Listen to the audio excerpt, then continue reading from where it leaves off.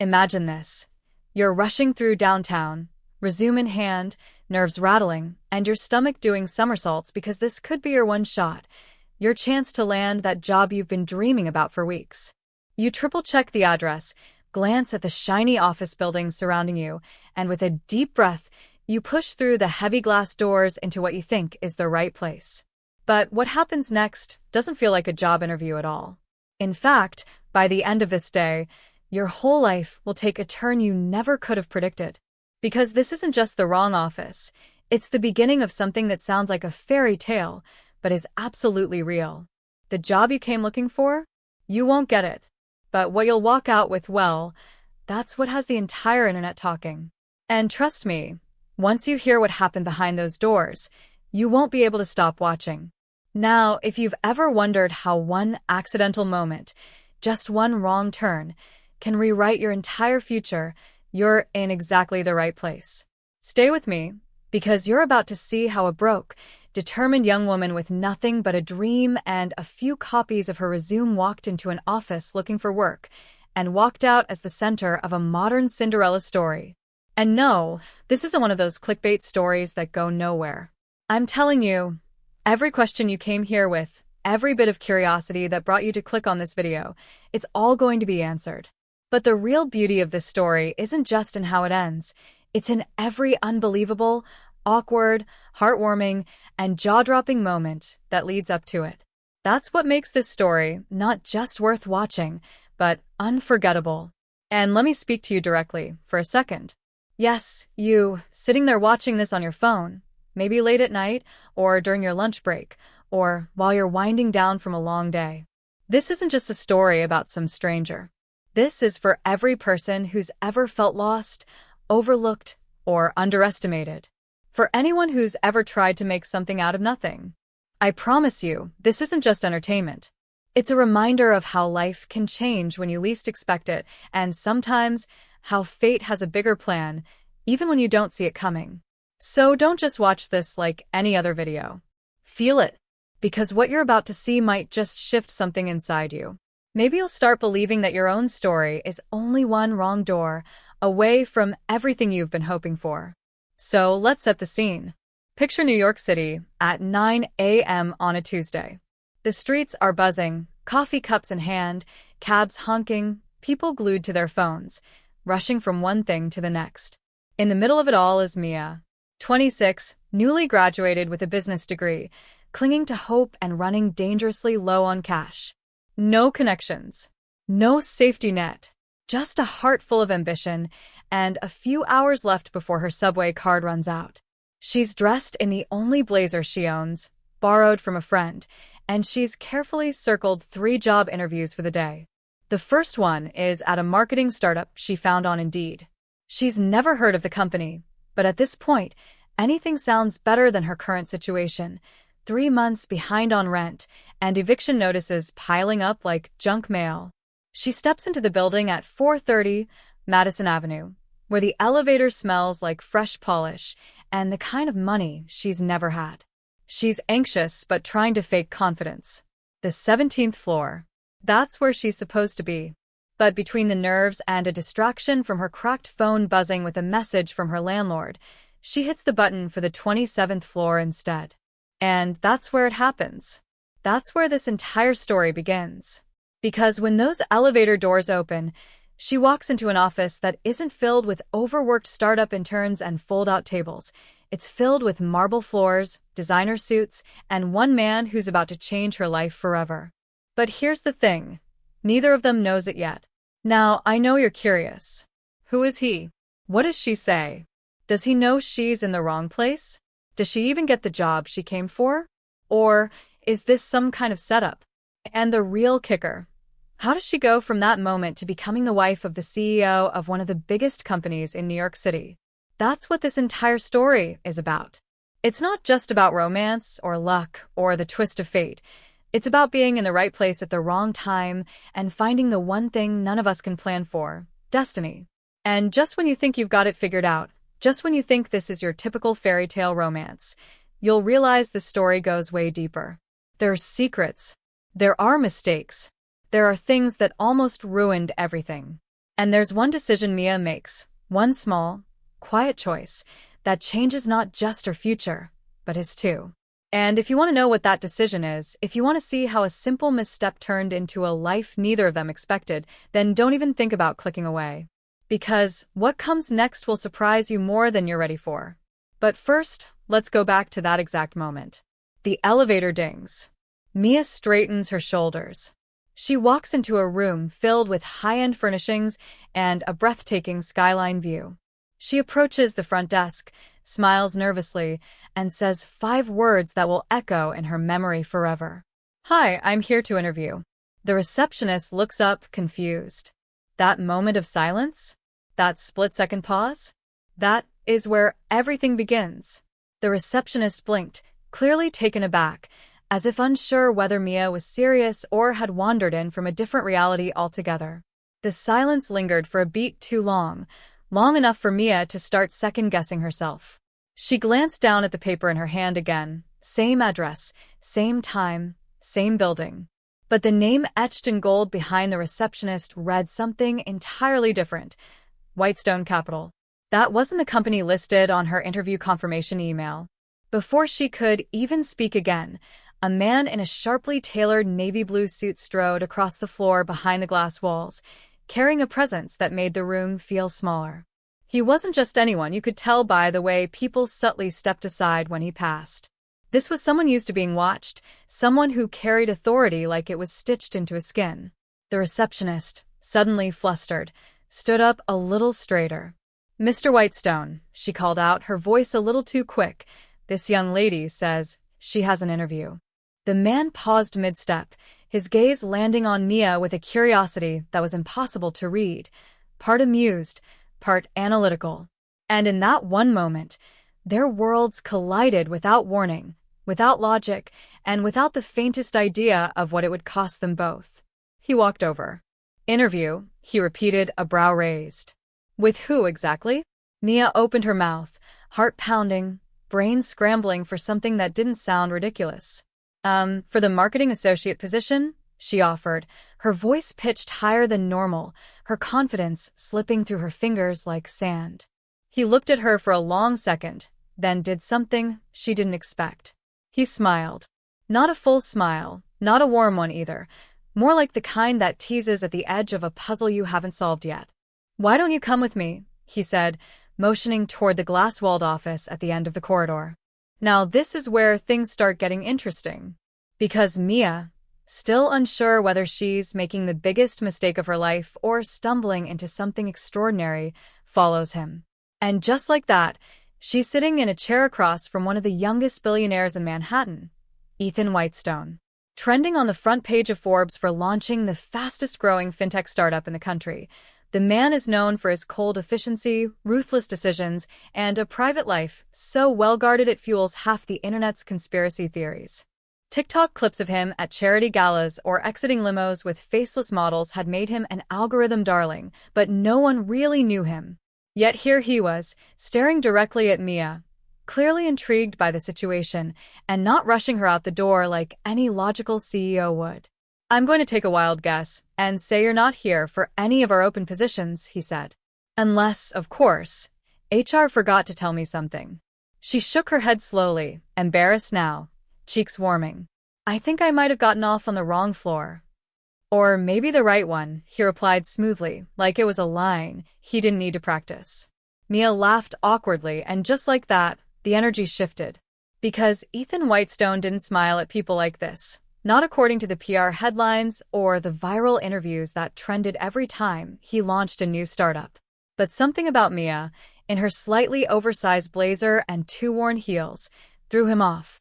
She wasn't polished. She wasn't rehearsed. And she clearly had no idea who he was. What Mia didn't know, and what viewers would soon discover, is that this wasn't the first time Ethan had been confronted by something or someone that didn't fit into a structured, meticulously controlled world. There had been a scandal 2 years earlier, buried by PR teams and buried even deeper by NDAs. A former employee, a romantic entanglement, and an ending that nearly burned down the company's reputation. Since then, Ethan had avoided anything even remotely resembling personal vulnerability. Until now. Until her.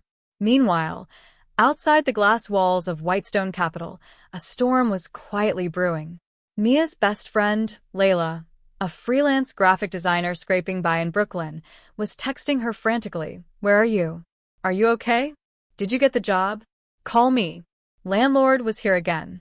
Layla had been Mia's rock, the only person who knew how close she was to giving up, to hopping on a bus back to her hometown in Ohio. But even Layla didn't know that Mia had applied to more than 30 jobs in the past 2 weeks, or that she'd skipped meals to afford ink for her printer. The truth was, Mia had reached her breaking point. She was one rejection away from quitting New York altogether. But now, sitting in front of a man whose net worth surpassed anything she could even imagine, she was too stunned to make sense of what this moment meant. Ethan leaned back in his chair. "You seem determined," he said. "That's rare." She blinked. "Excuse me? I can tell when someone's hungry. Not for food. For something more." It felt like a test. She could hear the subtext, the curiosity behind the words. She was being sized up. But instead of shrinking, she met his gaze head-on. "I'm not afraid of hard work," she said. "And I don't mind being underestimated. In fact, I've gotten pretty good at turning that into an advantage." Ethan's brow lifted. Something in his expression shifted again, this time slower, deeper. He didn't speak for a few seconds, then said, "Tell you what. Humor me. Let's say this was the job you meant to apply for. Pitch me. Sell yourself." And just like that, Mia, still uncertain, still shaking from embarrassment, channeled every ounce of grit she had left and began to speak. About her degree. Her part-time job managing social media for a thrift shop. Her ideas for how brands could connect with audiences without selling out. Her voice grew steadier as she went on, and for reasons she didn't understand, he listened, really listened. Outside, the skyline pulsed under the morning sun. Inside, two very different people from two very different worlds were unknowingly beginning a story that would spiral far beyond this office. What neither of them knew was that someone was watching. In a side office with frosted glass, a woman named Vanessa leaned slightly toward the crack in the door. Vanessa wasn't just a senior exec. She was Ethan's former fiancée, the one person in the building with access to his blind spots.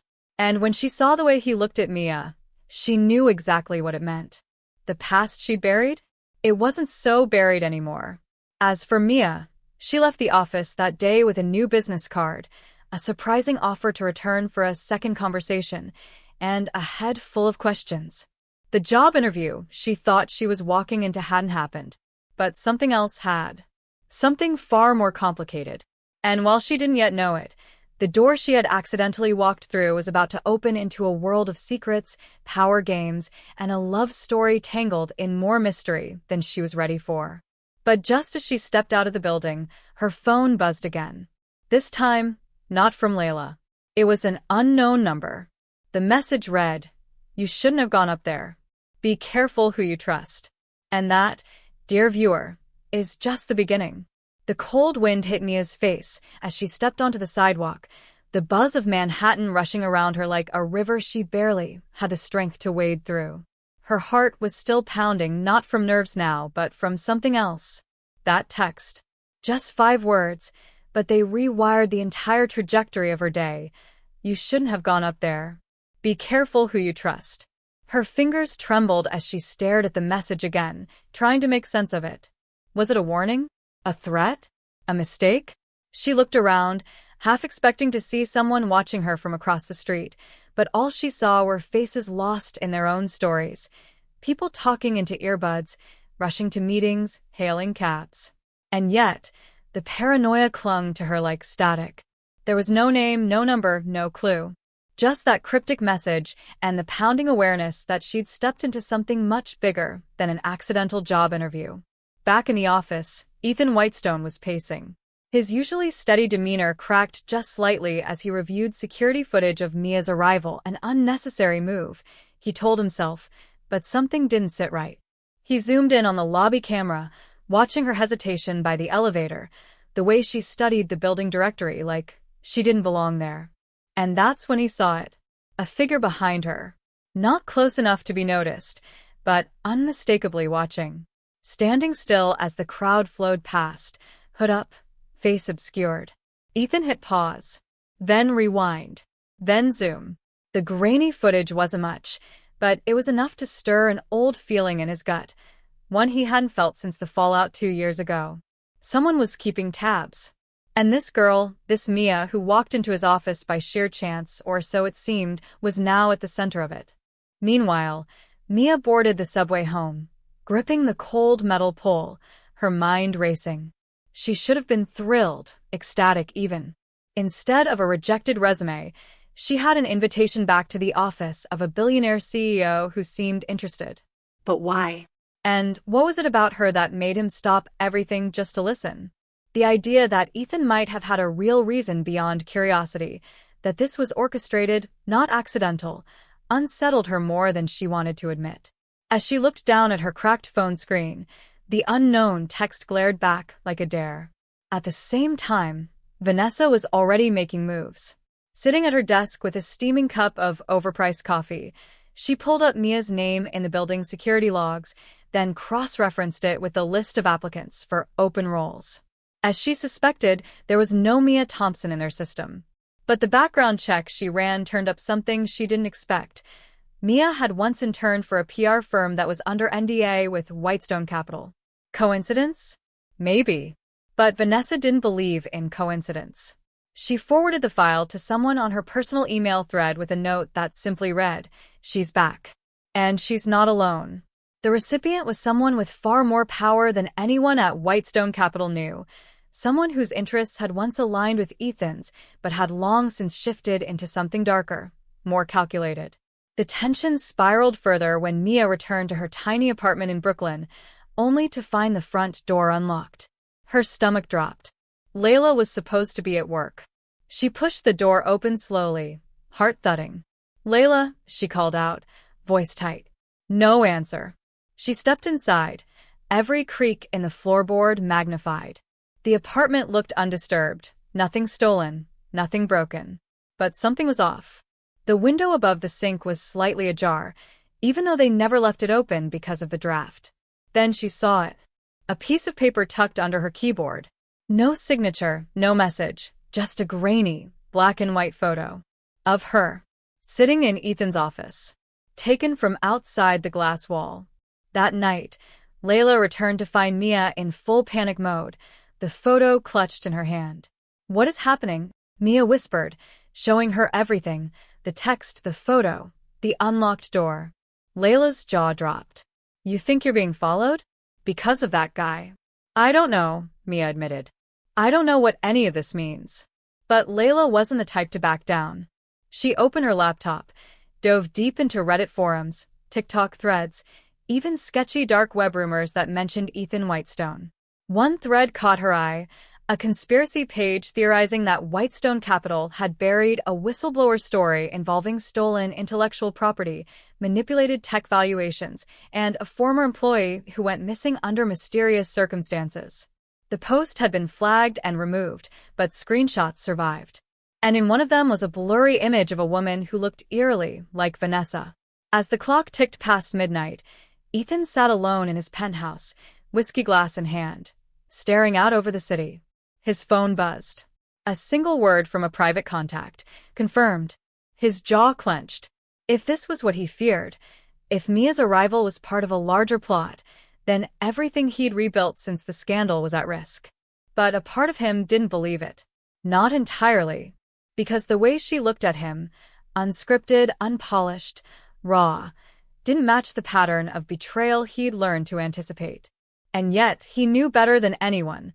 Sometimes the most dangerous people are the ones who don't even know they're being used. What Mia didn't realize as she sat awake, clutching that photo, was that the story she had stumbled into had been years in the making.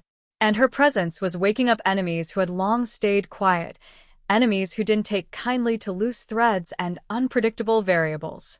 Her walk into the wrong office hadn't been a mistake. It had been the trigger.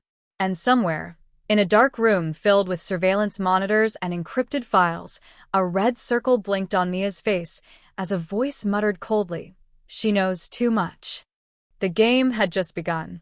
It all came to a head on a rainy Thursday afternoon, the kind of day where the sky hangs low and gray, and the streets feel like they're holding their breath. Mia stood in the grand marble lobby of Whitestone Capitol once more, but this time, everything felt different. She wasn't just a girl with a wrong address and a worn-out resume anymore. She was a woman holding pieces of a puzzle that had the power to ruin billion-dollar empires, and she could feel the weight of that knowledge pressing into her chest.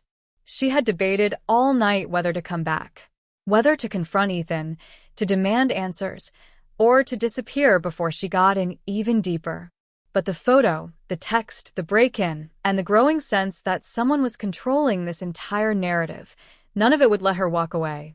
She wasn't just in the story now. She was the story. When the elevator doors opened, Vanessa was already waiting. Not with a clipboard or a fake smile this time, but with a look that could cut glass. "You're not on the schedule," she said, her voice like ice. "I think you already know that," Mia replied evenly, holding her ground. Before another word could be exchanged, Ethan appeared from around the corner, his presence magnetic and unreadable. He glanced between the two women, then nodded for Mia to follow him. Neither of them said a word until the doors to his private office shut behind them, muffling the buzz of the world outside. Mia pulled out the grainy photo and set it on the table between them like a bomb. "What is this? Why was I followed? Why do I feel like I've walked into something I can't walk out of?" Ethan stared at the photo, then looked up with a mix of regret and resolve. "Because you have," he said quietly. And just like that, the truth began to unravel. Years ago, Ethan's company had invested in a startup that specialized in cutting-edge facial recognition software, a deal orchestrated by a former partner who had since vanished under suspicious circumstances. The software was never intended for the public. It was military-grade, off the books, and highly illegal. But greed got the better of someone. When that partner disappeared, so did the records. Only two people knew the whole truth: Ethan, and the woman who had tried to blow the whistle, Vanessa. The same Vanessa who now controlled the narrative by keeping Ethan tethered to his silence. What neither of them expected was that Mia, during her short internship years ago at the PR firm handling their damage control, had unknowingly read part of a buried file. And now, her reappearance wasn't just a coincidence. It was a threat. Mia's memories began to click into place. The weird security clearances, the redacted documents, the firm's sudden closure. She'd been too young then to understand what she'd seen, but her brain had stored it, buried it. Now, under pressure, those details were surfacing like lost data on a rebooted drive. Vanessa had known at the moment Mia walked in. That's why the message came. That's why her apartment had been watched. Not to scare her, but to stop her. Ethan, for all his power, had never wanted to cross that line. But now the line was at his doorstep. "I didn't plan any of this," he said, his voice low. "But you've become a liability to someone who doesn't ask questions before acting. If I protect you, I lose everything." If I don't, he didn't have to finish.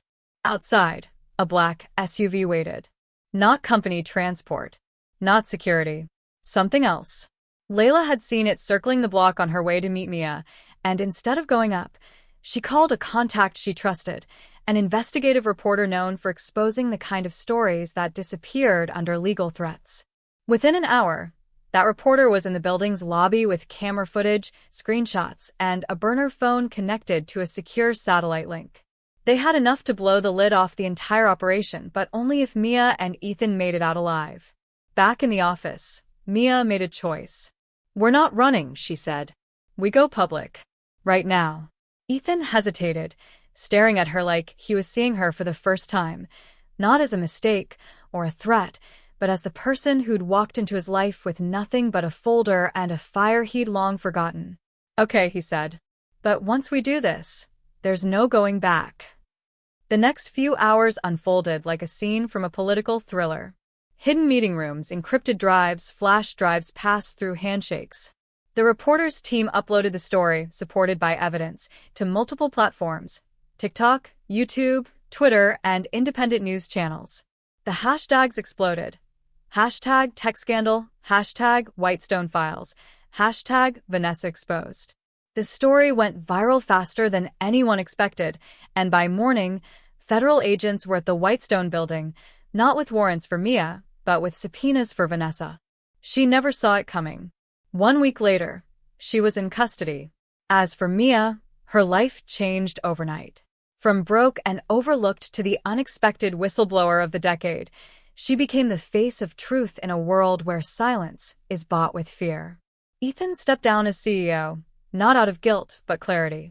He started a new company dedicated to transparency and tech ethics and asked Mia to join him, not as an assistant or a placeholder, but as co-founder. Somewhere in that chaos, their relationship deepened.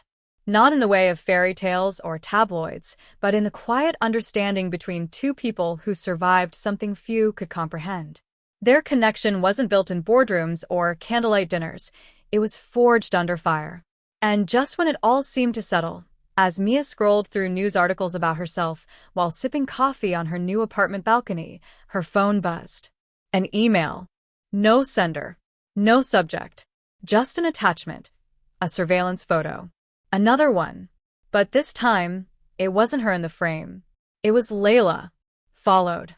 Watched. Monitored. The subject line read, "You thought it was over." Because in stories like these, when billion-dollar secrets are dragged into the light, someone is always watching.